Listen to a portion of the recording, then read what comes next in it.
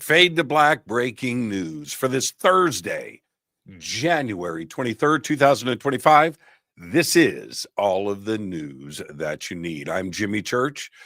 All right, yes, we went through another scare yesterday here in Southern California with a major wildfire breaking out very close to my home. And it started yesterday right before we started the news broadcast. It was very small at that time, but quickly spread in just a couple of hours to over 5,000 acres.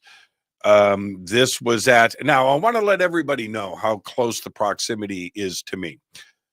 I ride my Harley and I take pictures, and everybody has seen the tree that I go and hang out at, and that is at Elizabeth Lake, right next to a community called Lake Hughes.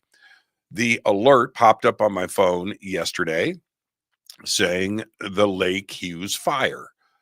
And I obviously panicked and took a look. It turned out that it was about 5 miles north of that location that I post pictures, but that close to my house.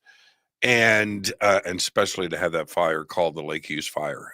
Anyway, it spread, and the evacuation zone got very close to Palmdale. And here's the other part. So yes, we canceled the shows last night because you have to err on the side of caution. That's the first thing. The second is that I didn't want to go on the air when we have firefighters out there doing their thing. And I've got helicopters, Fox Fields right up the street.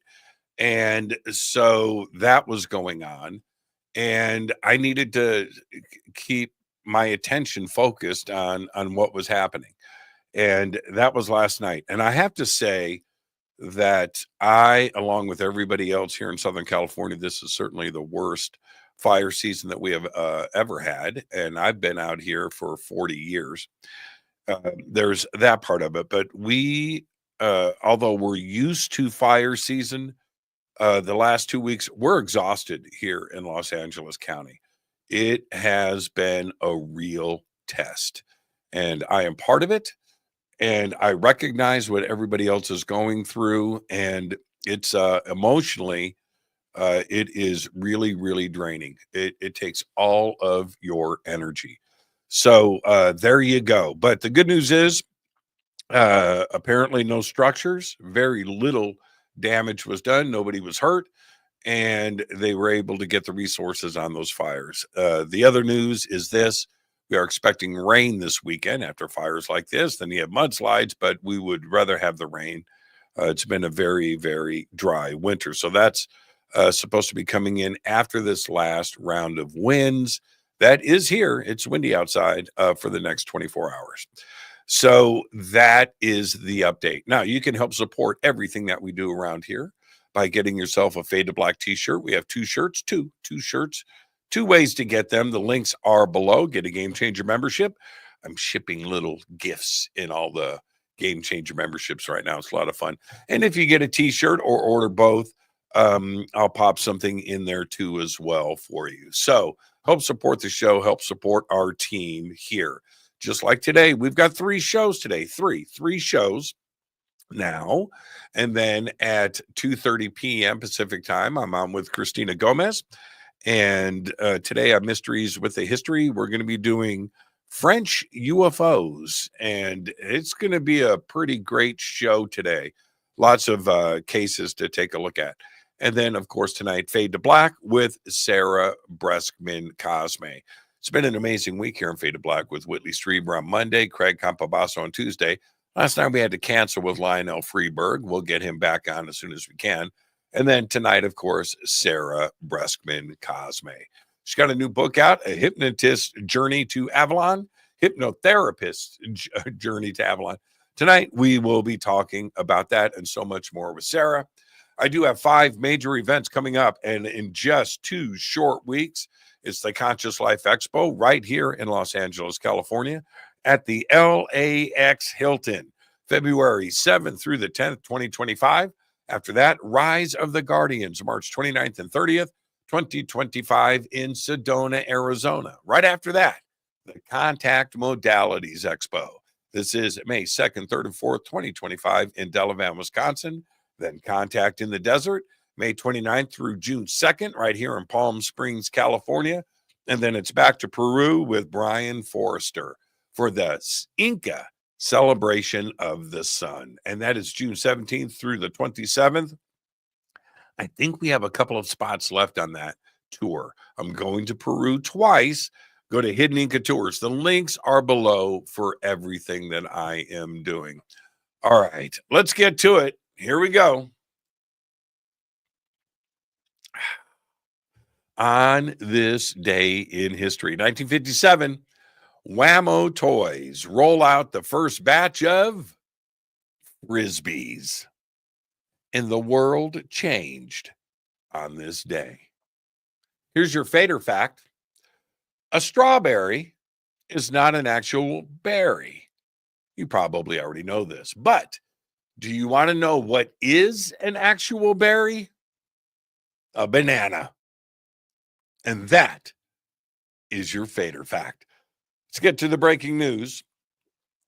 Research led by the Department of Sociology and Anthropology at Ohio University has found evidence of hominin activity at a Romanian fossil site dating to at least 1.95 million years ago.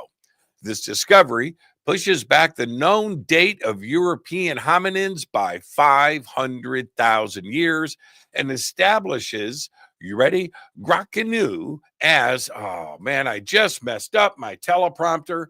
That's because I'm not barefoot. I need to be barefoot, and I'm not. I've got my shoes on. This establishes Gracchanu as the oldest confirmed European evidence of hominin activity. Yeah, my foot's good. My foot's good. Several hundred bees in rural Pennsylvania and rural New York are sporting tiny QR codes on their backs. The tags are tracking when bees go in and out of their hives. The work at Penn State is the first step in solving the mystery of how far bees travel from their hives to collect pollen and nectar. So far, the researchers have learned that most trips outside the hive last just a few minutes, and some can spend more than 2 hours away. You should see them, man. Little bees with little QR codes. I guess they go by a scanner, like at the supermarket. Astronauts aboard the International Space Station will attempt to collect microbiological samples from the outside of the space station during an upcoming spacewalk. That's right, stuff is living on the outside of the ISS. Surface samples will be collected near life support system vents, as detailed in NASA statements published on Tuesday. And they could shed light on how, or even if, the ISS releases microorganisms into space. Now, the extravehicular sample collection is taking place as part of ISS External Microorganisms Experiment, a NASA project that, as the name suggests, studies microorganisms on the outside of the space station. The samples will be analyzed right here on Earth. Yeah. Living in the vacuum of space. I mean, it messes with me. People who spend most of their days on social media show significantly higher levels of irritability than non-users. Now, scoring more than 3 points higher on a standard irritability test, according to a major new study of more than 42,000 adults. The research found that about 80% of the respondents engaged with at least one social media platform daily. Using the brief irritability test, researchers found that people who use social media multiple times daily scored 1.43 points higher than non-users. Those who reported using social media most of the day showed an even more dramatic increase, scoring 3.37 points higher than non-users. Who does these studies? Who does these studies? Who benefits from the studies? Yeah, I think that's the conspiracy, because they didn't consult me. The world's largest iceberg is on the move, and there are fears that it could hit the island of South Georgia. The iceberg, called A23A, was previously trapped spinning around an undersea mountain for several months. Now, it appears to be moving with the prevailing current towards South Georgia, a British overseas territory in the southern Atlantic Ocean. It is uninhabited. It's got a very small non-permanent population.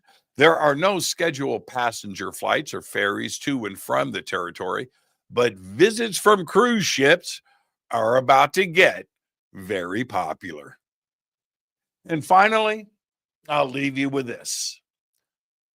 The European Space Agency is planning to send their much delayed alien life hunting Rosalind Franklin rover to Mars in the launch window that opens in 2028. Today, they announced a second mission for 2035. 2 landers on Mars about 6 years apart, right? It's pretty exciting news. Not so fast. Here's the thing. To date, Europe has not yet managed to land safely on the surface of the red planet. Their first try, which was launched aboard the first ExoMars mission back in 2016, would have been successful had it not failed to complete a soft landing and instead crashed into the Martian surface. Now, the first may be the Rosalind Franklin rover. Exciting. Which will be launched in 2028. And it may also be the first to confirmed alien life on Mars, which, by the way, is much cooler than a soft landing. Seriously. There you go. There's all the Fade to Black breaking news that you need for this Thursday, January 23rd, 2025. Fade to Black breaking news is produced by Renee Neumann. I'm Jimmy Church. I want to remind everybody, coming up at 2:30 p.m. Pacific time, I am on with Christina Gomez on Mysteries with a History. Today, we're going to be talking about French UFOs. Yeah, the history and what is going on there right now. All of that and much more with Christina Gomez. And then tonight on Fade to Black, Sarah Breskman Cosme. She's got a new book out. Yep, a hypnotherapist journey to Avalon. We'll be talking about that and so much more with Sarah. Until then, all I've got is go back, Lee Tappy.